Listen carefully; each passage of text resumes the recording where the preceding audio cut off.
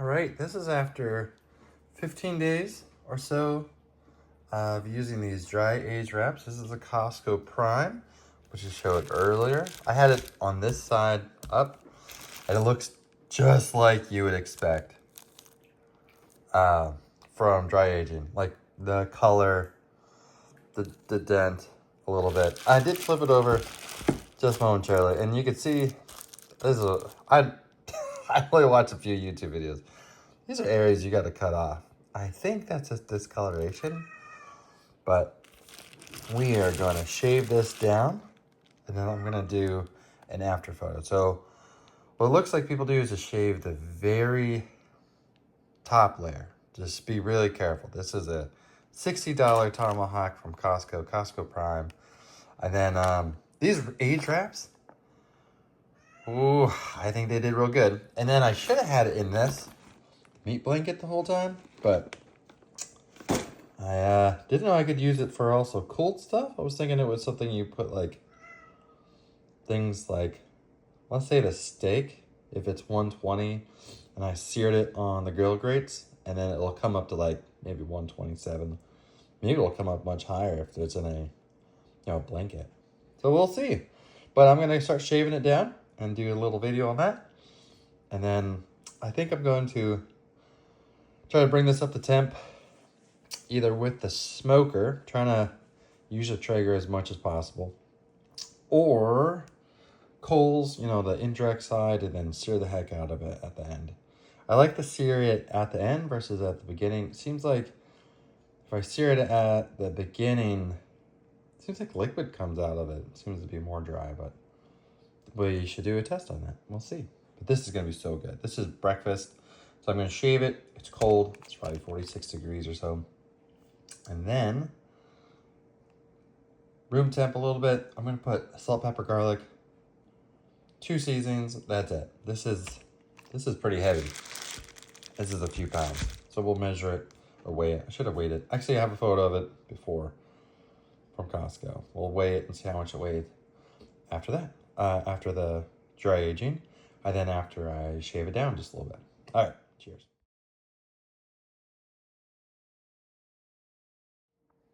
All right. We did some shavings. So it's something I should have assumed. It does have a little bit of a smell. That's just gray. It's not green. Maybe I can try to take off this little piece here. But the meats did color differently. So I'm gonna watch other people's YouTubes and see how it worked out. But trying to shave off areas that are obviously just big chunks of fat a little bit. But honestly, I think that's what it's supposed to look like. It is one ugly thing. So we're gonna weigh it and then start up the coals. I think I'm gonna smoke it. I think I'm just gonna do coals today. And then we're gonna sear the heck out of it. Make sure whatever this was, maybe if there's something unhappy, we're gonna kill it. But then on the inside, I'd like to keep this maybe at the very bottom, medium rare. If not, just go to rare. I can always heat it up again or something. But that's where I'm shooting for. All right.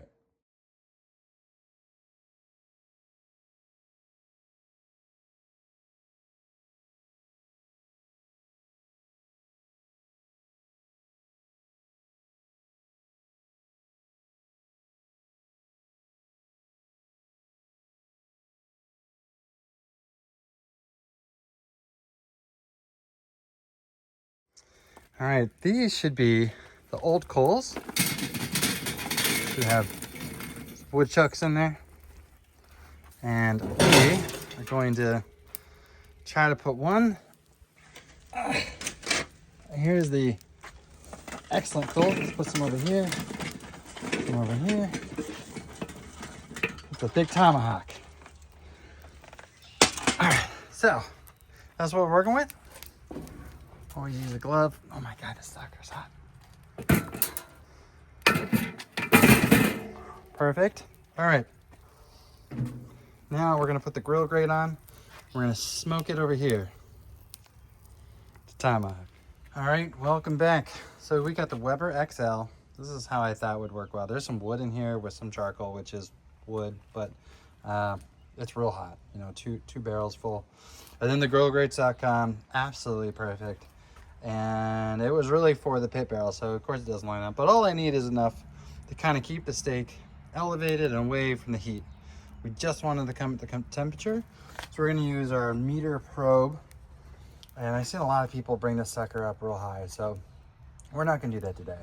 We're gonna shoot for the high end of rare at the very bottom, the low end. So some of the fat, it gets so dry you can like break it off.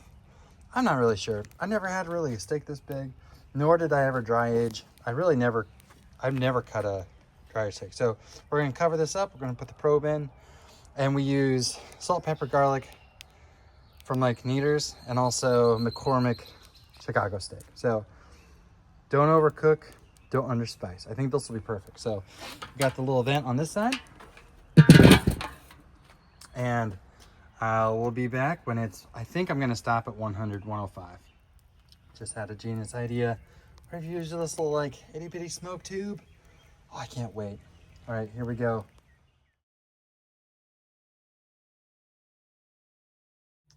All right, I have a 13-month-old baby. So it looks like the smoke is not smoking. Maybe it died. But the steak in some areas are like 130. Don't mind that. So my 1-year-old, he's teething and is so uncomfortable. So in this area where the meter probe is, it's 80. But when I go through with your ThermoPro, which everybody should get, unbelievable product, which is just the hottest thing in the world. I got 2 things of coals. I start testing around. Yeah, like 150 in the Spinalis, 117, 104. I mean, we're done. I don't want to ruin this thing. So we're gonna grill it right now. Flip it over and just start hitting it. Make sure you take this out. At least you don't want to lose your money. And here we go. We're gonna throw it on right now. And then I'm gonna grab something better than a paper towel. This thing is, oh my gosh, hot. Here we go. I'm gonna grab some tongs. We're off. So I'm gonna probably guess only enough to get it seared. Oh my gosh. So what I meant by just sear, I don't need to get the internal temp. I'm gonna leave it as is. I don't like it to burn, so I'm gonna keep on flipping and try to keep the heat off of it. Or the fire, as you can see, it's getting crazy.